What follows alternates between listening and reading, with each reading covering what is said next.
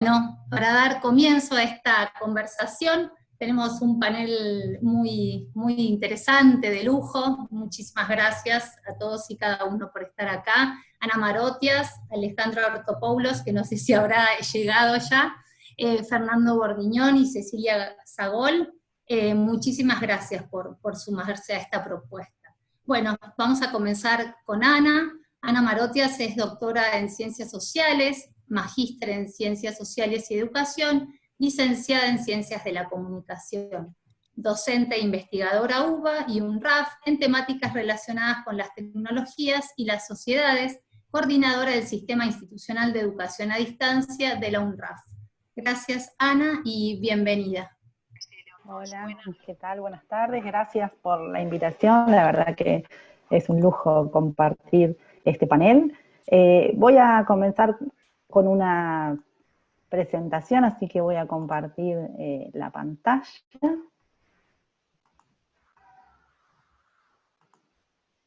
En esta oportunidad, bueno, me toca dar un marco general a esta situación que estamos atravesando de virtualización de la educación y de alguna manera pensar relaciones tanto de continuidad como de diferencias respecto de la educación a distancia, que ya tiene muchos años de trayectoria. De hecho, este año la rueda, la Red Universitaria de Educación a Distancia de Argentina, ya está cumpliendo sus 30 años, la educación a distancia empezó mucho antes, por supuesto, mientras que lo que estamos haciendo en este momento, con diversas situaciones y diversos resultados, es tratar de sostener las cursadas en todos los niveles educativos a través de la virtualización de la educación.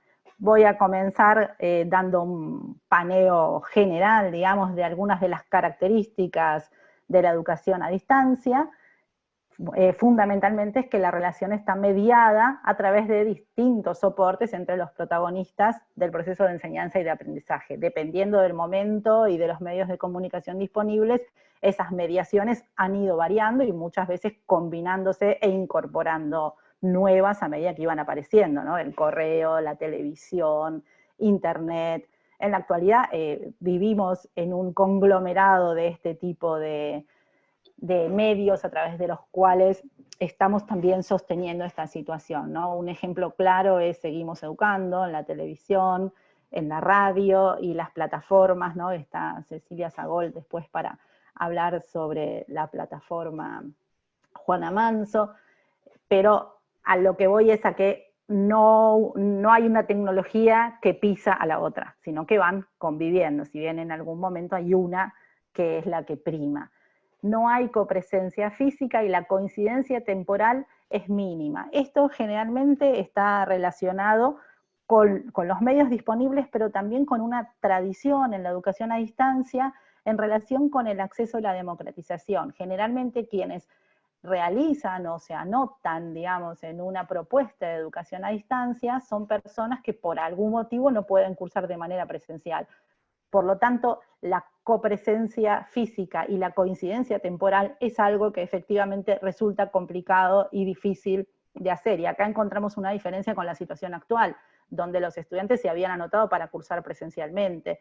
Y entonces, tanto los estudiantes como los docentes suponen que ese espacio, o por lo menos al principio de la situación de pandemia, suponían que ese espacio, por lo menos temporal, lo tenían disponible para cursar. Eso, por supuesto, cambia totalmente cuando salimos del aula física y entramos en casa y las cámaras entran en casa. Ya bueno, yo tenía de 6 a 8 los lunes para cursar. ¿Lo sigo teniendo?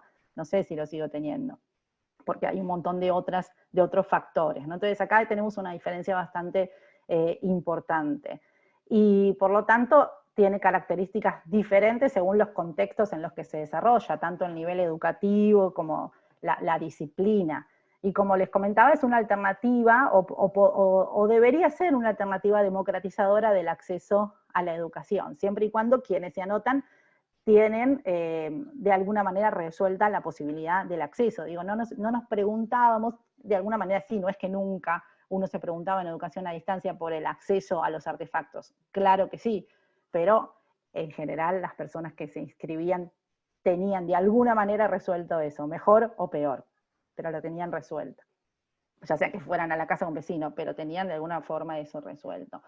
Las condiciones mínimas son una comunicación bidireccional o multidireccional entre los actores del proceso de enseñanza y de aprendizaje. Esto quiere decir que también tiene que haber interacción entre los estudiantes, no solo el profesor hablando. Y que tenga que ser accesible, por supuesto, a todos los actores del proceso de enseñanza y aprendizaje, y los materiales didácticos especialmente diseñados para esa propuesta. Acá también encontramos una gran dificultad en la situación actual, ¿no? Donde los materiales didácticos no necesariamente estaban especialmente diseñados. Además, ante la emergencia era bastante difícil hacerlo, faltaba también capacitación al respecto, saberes, y dispositivos de apoyo constante al estudiante, que también en la situación actual esto tuvo que hacerse de una manera como improvisarlo, ¿no? Bueno, ¿quién hace de tutor? ¿Quién se fija si se conectó? ¿Quién le pregunta por qué no se conectó? Todo esto está más bien armado en un programa de educación a distancia. En general, o una de las maneras de analizar un programa de educación a distancia es pensar en por lo menos estas 4 dimensiones: la población a la que va dirigida, los contenidos, la propuesta pedagógica y la gestión académica y administrativa. No solo en educación a distancia, también en educación presencial pensamos en esto, solo que acá hay una gestión, sobre todo, bastante importante, la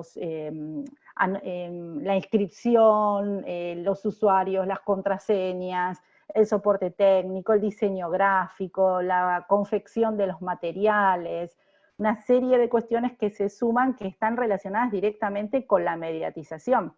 Además, estamos generando materiales constantemente, estamos generando obras intelectuales de alguna manera, todo el tiempo. Ahí ya entramos en otra cuestión en la que no me voy a extender ahora porque no nos va a alcanzar el tiempo, pero tiene que ver también con los derechos de autor de todos esos materiales que estamos generando. Cuando nosotros damos clase en un aula, eso no sucede. Ahora todo lo que hacemos se objetiviza en algún tipo de material. La población, por supuesto, se define la propuesta de acuerdo a los destinatarios.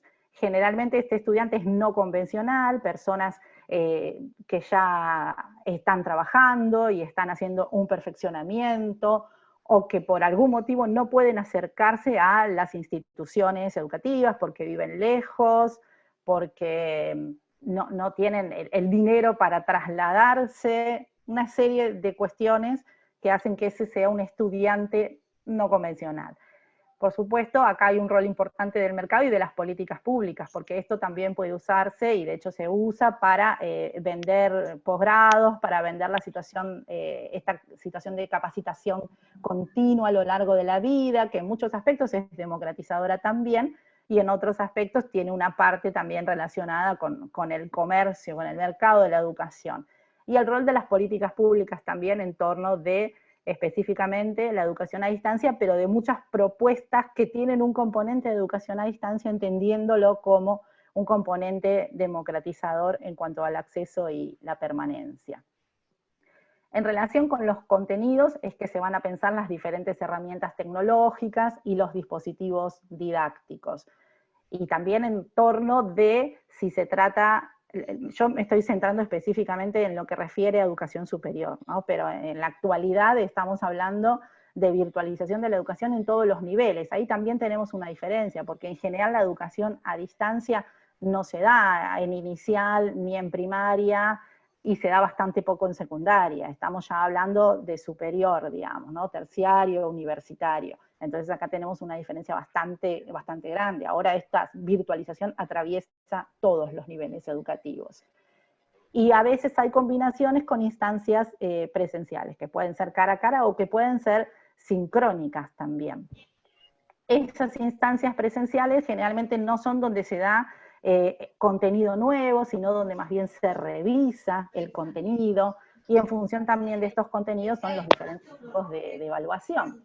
¿Cuáles son las características? Una propuesta homogénea para toda la institución. Generalmente la propuesta de educación a distancia sale o de la Secretaría Académica o del Rectorado o de algún espacio que homogeneiza esa propuesta, si bien después cada cátedra lo va acomodando, digamos, a su disciplina. la distribución de la clase en un periodo de tiempo, publico el lunes y hay una semana para abordar los contenidos con cierta independencia, y eso también genera que el estudiante al que le resulta más sencillo ver un video que leer, tal vez primero mira el video y después lee. Por supuesto tendrán que abordar todos los contenidos, pero hay un recorrido un poco más libre, por llamarlo de alguna manera, donde van entrando esos contenidos en función de lo que encuentran más fácil de abordar primero, digamos, ¿no? Una primacía generalmente de lo asincrónico. Y acá vemos una de las situaciones actuales donde se trata de imitar lo presencial a través de encuentros sincrónicos con mucha asiduidad, y encuentros sincrónicos donde en general lo que se trata de hacer es dar un teórico, no siempre, por supuesto, no digo que siempre sea así, pero hay muchas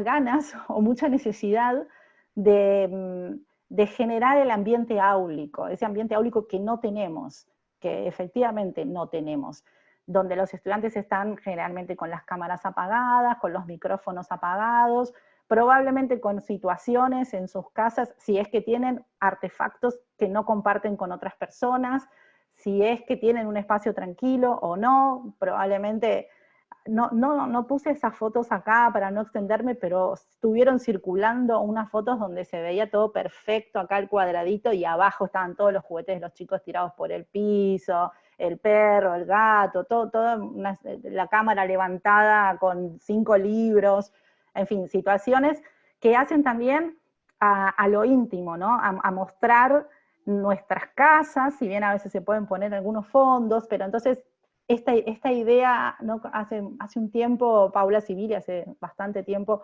hablaba de que la escuela tenía unos muros infranqueables y era difícil entrar ahí, y esa entrada se iba haciendo a través de las tecnologías digitales y de los dispositivos móviles sobre todo, ¿no? Bueno, bastante más complejo lo que decía Sibilia, pero para resumirlo. Ahora está como pasando lo contrario, ¿no? La institución sale y se mete en nuestra casa, entonces estamos viendo qué hay atrás, qué es lo que se ve, qué es lo que no se ve, cuál es la situación que tenemos en el entorno, baja la televisión, no me interrumpas, una serie de cuestiones, tener a todos más o menos amordazados en el resto de la casa, que hacen también bastante difícil imitar esta situación presencial. No voy a estar 2 horas dando un teórico si los estudiantes no tienen esa posibilidad.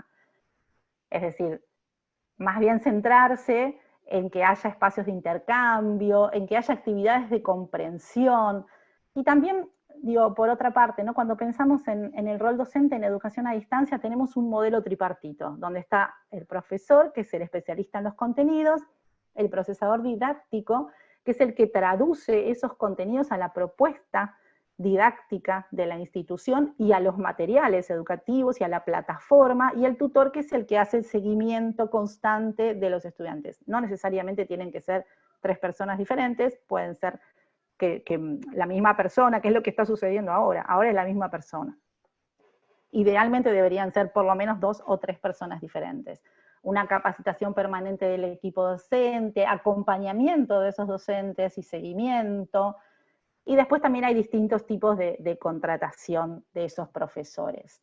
¿Qué es lo que pasa en el COVID-19? Algo ya fui diciendo. Los docentes no tienen esa capacitación porque no están preparados para educación a distancia, el personal es insuficiente, no se puede procesar didácticamente los materiales de todas las materias como si se puede hacer en un posgrado.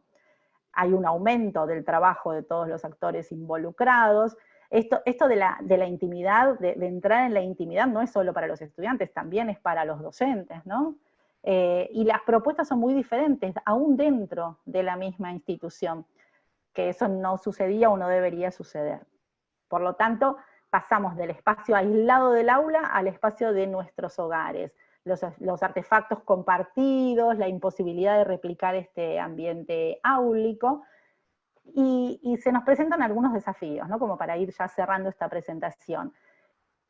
Ya es difícil aplicar los preceptos de la educación a distancia tal cual como se venían aplicando hasta ahora, pero al mismo tiempo tratar de imitar lo presencial tampoco estaría dando un muy buen resultado. Entonces pensar en un modelo híbrido que aproveche la potencialidad de combinar lo sincrónico con lo asincrónico, donde en lo sincrónico efectivamente haya un intercambio con los estudiantes. Y muchas veces invertir esto, ¿no? Nosotros en la universidad sobre todo llegamos a la clase y le preguntamos a los estudiantes, ¿leyeron? Generalmente son muy pocos los que leen. En la educación a distancia, generalmente cuando se hace el encuentro sincrónico, se hace en función, una vez que ya se presentaron todos los contenidos espaciados cada 3 semanas, cada 2 semanas, cuando termina una unidad. Entonces hay más posibilidad de que los estudiantes hayan podido ver esos materiales y además hay actividades antes para ir haciendo ese seguimiento. Por lo tanto, cuando los estudiantes llegan al encuentro sincrónico, si además hay una propuesta de trabajo para realizar de manera, de hacer un intercambio, es también un poco más amoldarse a la realidad de los estudiantes, ¿no? Y en lugar de seguir pensando en que tienen que haber leído para cada clase. Entonces, a futuro también, pensando en la bimodalidad, porque algo de esto, cuando dejemos la emergencia, vamos a ir pasando a situaciones bimodales, y mucho de esto va a quedar cuando lleguemos a la nueva normalidad o a una normalidad post-vacuna, digamos. Entonces ir pensando ya en modelos que sean híbridos. No van a ser ni la educación a distancia clásica, ni tratar de imitar lo presencial. Y por supuesto siempre censar las posibilidades de conexión de los estudiantes. Si no estamos dando algo que es imposible de cumplir también del otro lado. Bueno, por ahora eso. Tengo mucho más, pero lo hice corriendo, no puedo extenderme más. Gracias.